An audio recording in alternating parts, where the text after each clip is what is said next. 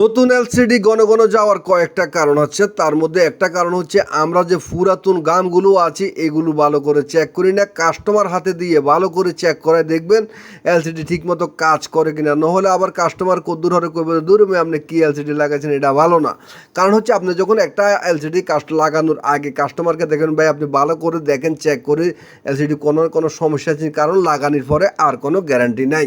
কারণ হচ্ছে আর আপনারা লাগাইতে একটু সাবধান থাকতে হবে। অতিরিক্ত গাম দিলে, অতিরিক্ত নিচে দিয়ে গাম দিলে কিন্তু এলসিডি কাজ করে না, নিজে নিজে টাচের ডিস্টার্ব করে, এই কাজ করা যাবে না।